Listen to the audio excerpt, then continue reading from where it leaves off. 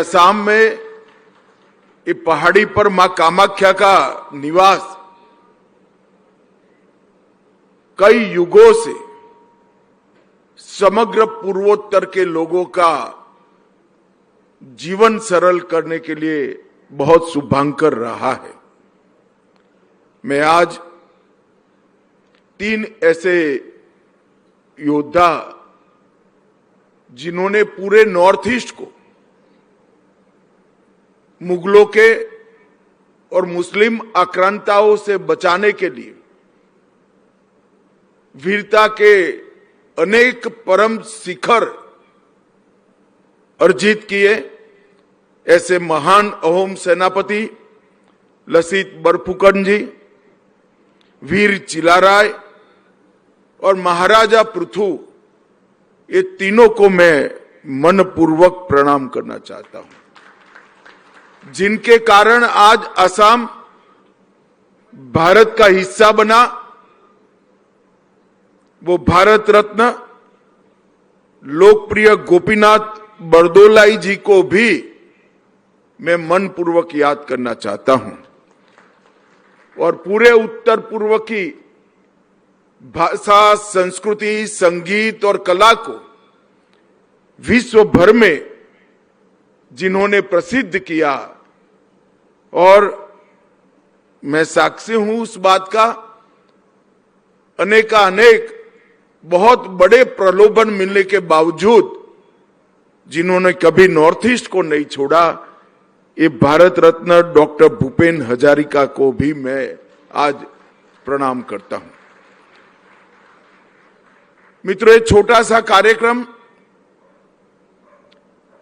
एक प्रकार से पूरे नॉर्थ ईस्ट के लिए, आसाम के लिए एक नए युग का परिचायक है। आप याद करिए 10 साल पहले पूरे नॉर्थ ईस्ट की स्वास्थ्य सेवाओं का हाल क्या था। इवन आसाम की स्वास्थ्य सेवाओं का हाल बड़ा जर्जरित था। सालों तक शासन में रहने वाली कांग्रेस ने अपने परिवारों के आर्थिक स्वास्थ्य के अलावे लोगों के स्वास्थ्य की चिंता नहीं की।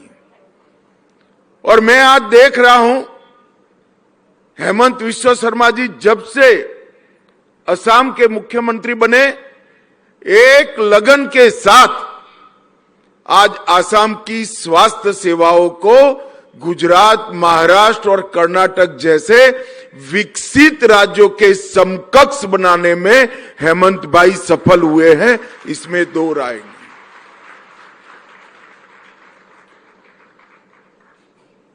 ढेर सारे सरकारी अस्पतालों की निर्मित, अभी उन्होंने बताया, कई सारे मेडिकल कॉलेज की निर्मित, सरकारी मेडिकल कॉलेज बनाने का आग्रह, क्योंकि इसमें गरीब का बेटा बेटी भी पढ़ पाए ऐसी फीस के साथ विद्यार्थी मेडिकल की पढ़ाई कर सके, और अनेक प्रकार के क्रिटिकल रोगों के लिए देश की सर्वोच्च सुविधाओं का यहां निर्मित करना। और हेमंत में एक और भी कला है, मुख्यमंत्री है तो सरकार लगाएगी पैसा, सरकार करेगी, उनमें एक और कला है कि सरकार के साथ साथ समाज को जोड़कर भी अपनी शक्ति को वो दोगुनी बनाते हैं।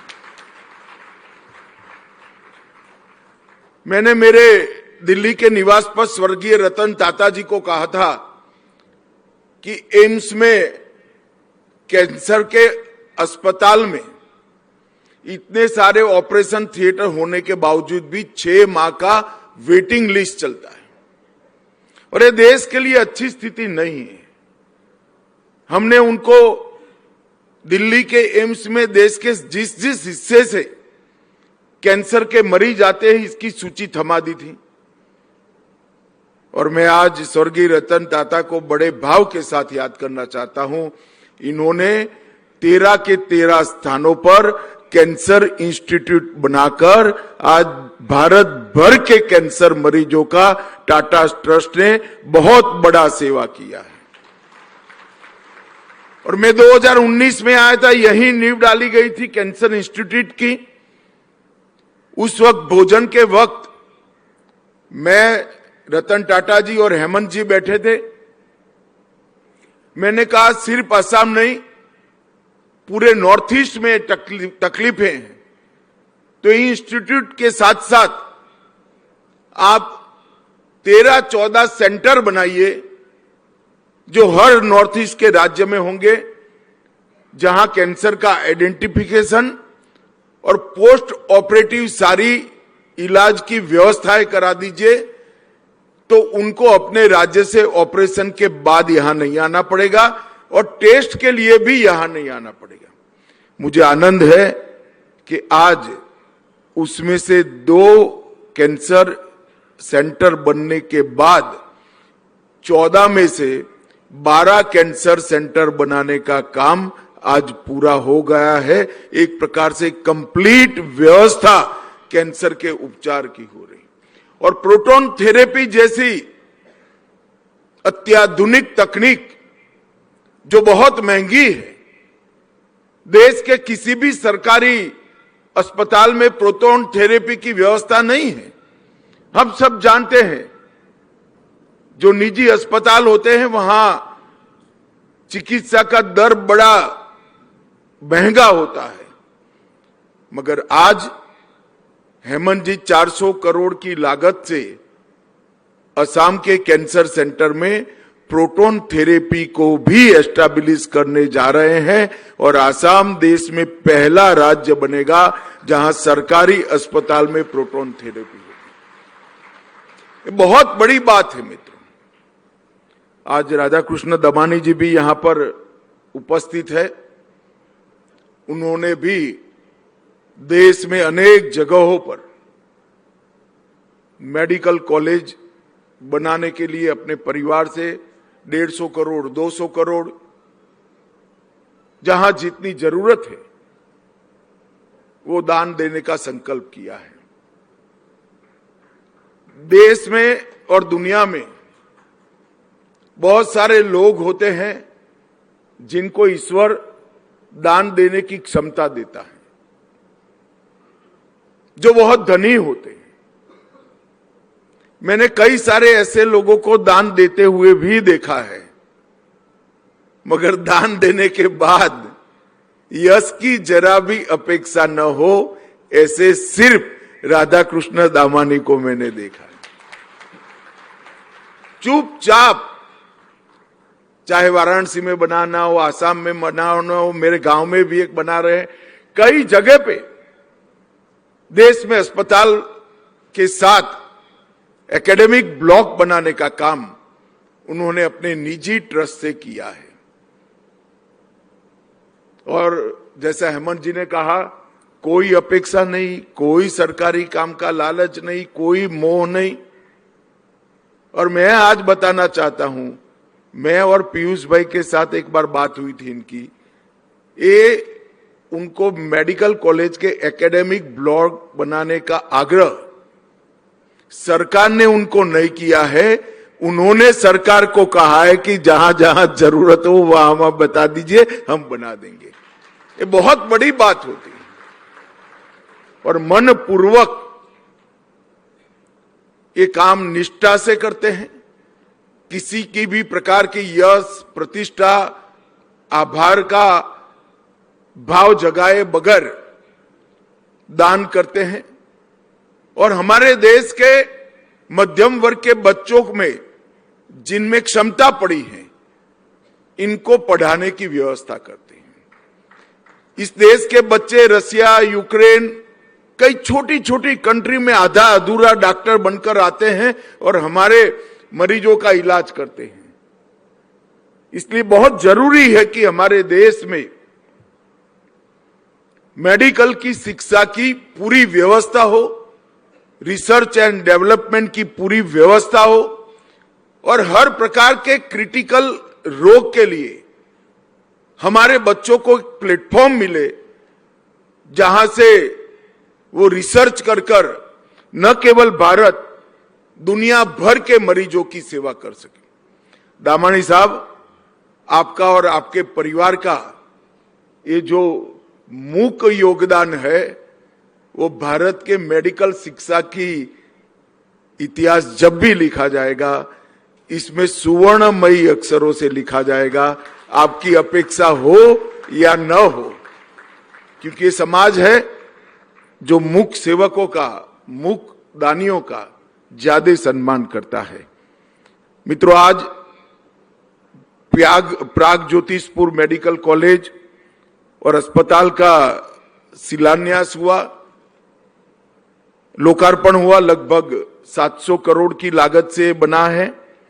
इसके साथ साथ गोलाघाट कैंसर सेंटर 135 करोड़ की लागत से, तिनसुकिया कैंसर सेंटर 135 करोड़ की लागत से, डीफू मेडिकल कॉलेज और अस्पताल 220 करोड़ की लागत से, बरपेटा मेडिकल कॉलेज और अस्पताल 248 करोड़ की लागत से, जोरहाट मेडिकल कॉलेज और अस्पताल 310 करोड़ की लागत से, 6 माइल स्वास्थ्य भवन का शिलान्यास 218 करोड़ की लागत से और अभयापुरी जिला अस्पताल का शिलान्यास 115 करोड़ की लागत से। एक ही दिन में स्वास्थ्य क्षेत्र में आसाम को एक कंप्लीट राज्य बनाने का ये जो प्रयास हेमंत विश्व शर्मा ने किया है, इसकी मैं भूरी प्रशंसा करना चाहता हूं, क्योंकि उन्होंने अपनी टर्म समाप्त होने के पहले ही स्वास्थ्य के क्षेत्र में आसाम को एक प्रकार से स्वास्थ्य क्षेत्र में आत्मनिर्भर बनाया है। हेमंत आज गाड़ी में मुझे बता रहे थे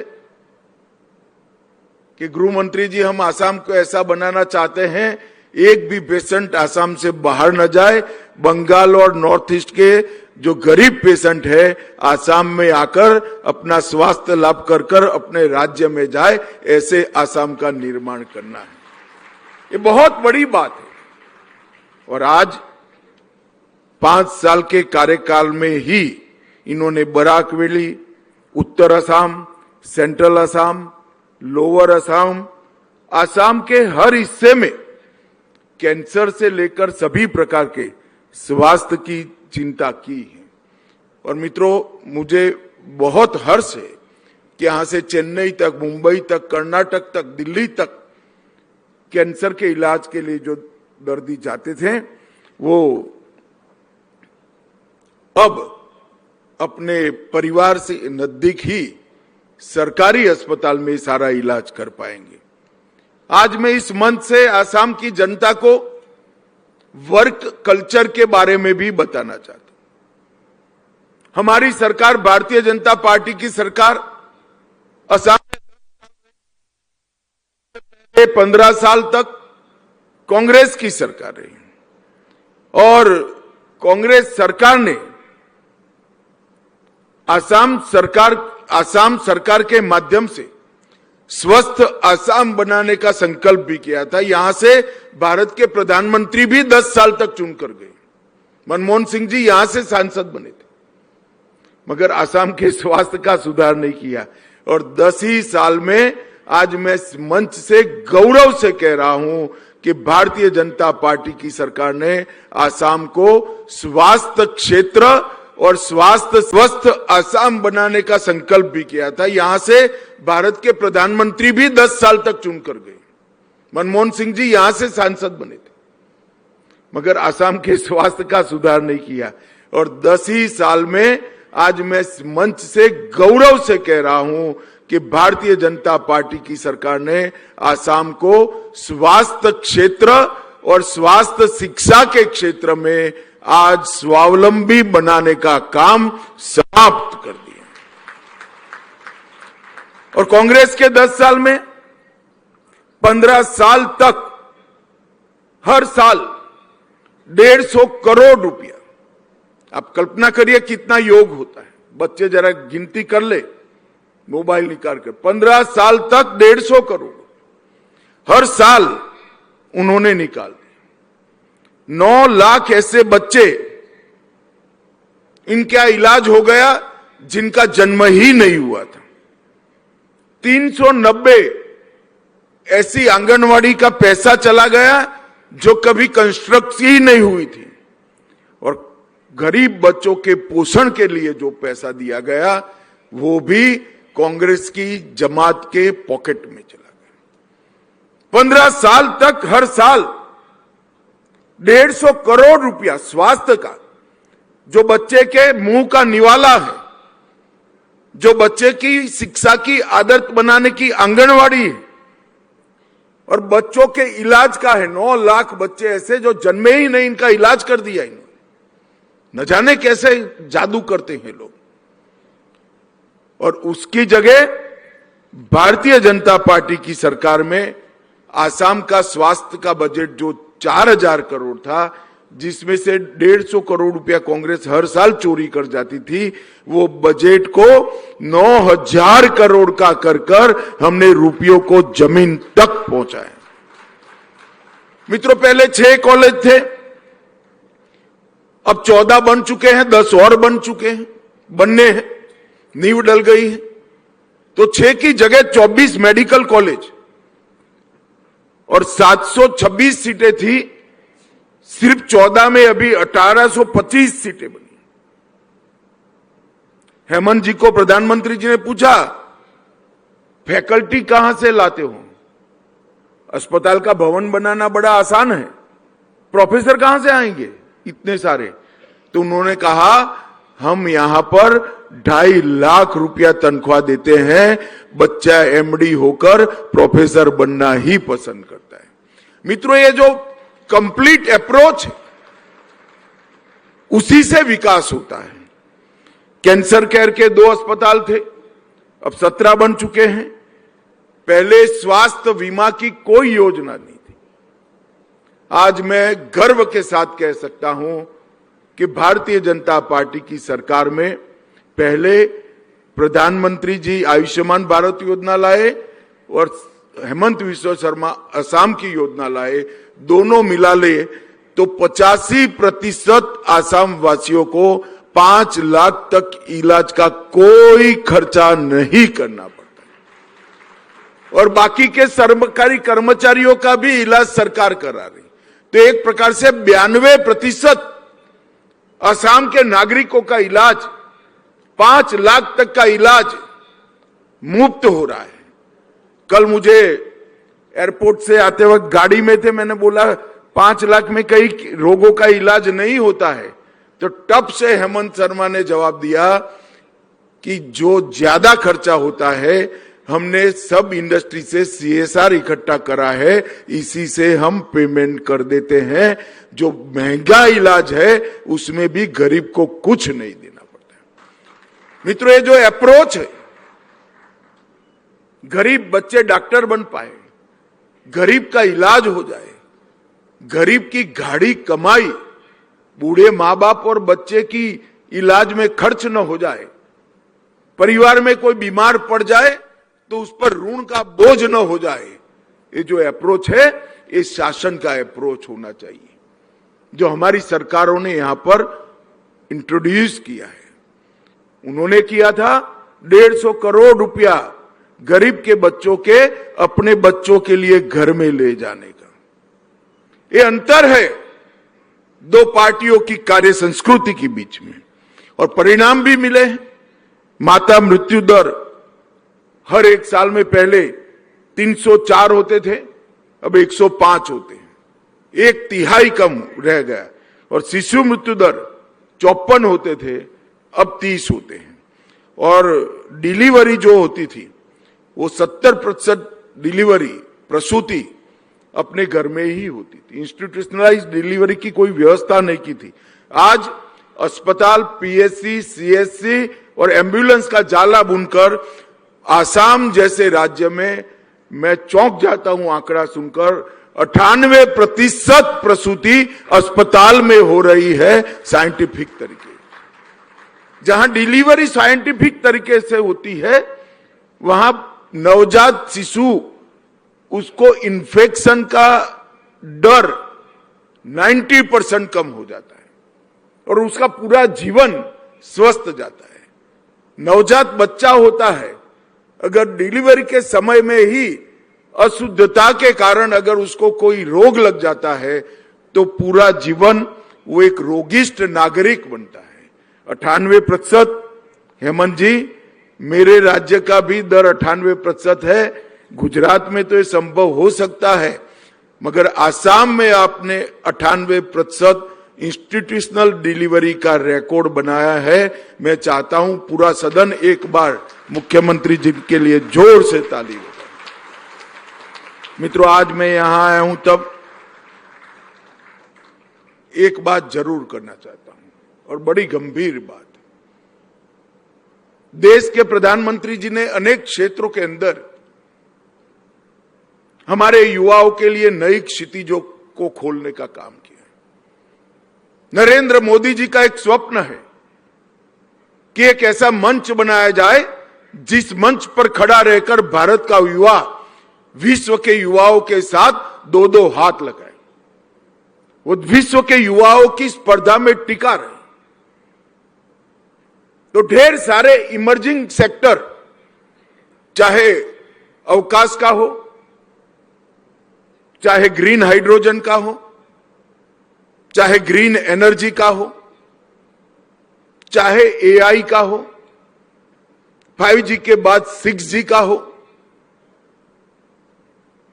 इलेक्ट्रॉनिक इक्विपमेंट्स के मैन्युफैक्चरिंग का हो, सेमीकंडक्टर का हो, हर इमर्जिंग सेक्टर जो आने वाले 25 साल तक दुनिया के अर्थतंत्र की दिशा तय करते हैं, भारत आज उसमें फाउंडर मेंबर बन चुका है। इसके माध्यम से भारत के युवाओं को विश्व के युवाओं के साथ स्पर्धा करने का एक मजबूत प्लेटफॉर्म देने का प्रयास। इसके लिए शिक्षा का सुधार, शिक्षा का इंफ्रास्ट्रक्चर, वो तो हम कर सकते हैं, मगर यहां मौके नहीं होंगे तो बच्चा कहां जाएगा? पढ़ लिख लिया, फिर इसके पास मौके ही नहीं होंगे तो क्या होगा? इसलिए जैसे असम में पहली बार 27,000 करोड़ रुपए की लागत से सेमीकंडक्टर का कारखाना डाला है, और हेमंत जी ने पूरी इंजीनियरिंग कॉलेजों की डिजाइन, जो पहले सिविल इंजीनियरिंग करते थे, केमिकल इंजीनियरिंग करते, उसको चालू तो रखा, सीटें कम कर कर इस विधाओं के लिए डाइवर्ट कर दी। इसी प्रकार से नरेंद्र मोदी जी ने विश्व का सबसे बड़ा एआई समिट दिल्ली में आयोजित किया था, और अब तक की सभी एआई समिट, फ्रांस के राष्ट्राध्यक्ष ने कहा कि सबसे सफल समिट दिल्ली समिट बनी है। 80 देशों के कंपनी के टॉप सीईओ और 22 देशों के राष्ट्राध्यक्ष वो समिट के अंदर आए। ढेर सारे एमओयू हुए, ट्रेनिंग के भी हुए, R&D के भी हुए और उद्योग के भी हुए। वो समिट के अंदर कांग्रेस ने समिट के मंच पर कपड़े उतारकर भारत को बदनाम करने का प्रयास किया। हम सब राजनीति में हैं, हम भी विपक्ष में रहे हैं, सैकड़ों बार धरना किया है, प्रदर्शन किया है। इसकी एक जगह होती है जहां विश्व भर के लोग भारत को देखने आए, भारत की तैयारियां देखने आए, भारत में इन्वेस्ट करने के आए। वो मंच को आपने निजी पॉलिटिक्स का मंच बना दिया और इतना विभत्स प्रदर्शन किया। मैं आज इस मंच से राहुल गांधी को कहना चाहता हूं कि आप नरेंद्र मोदी का विरोध करते करते, भाजपा का विरोध करते करते भारत का विरोध कर बैठे हो।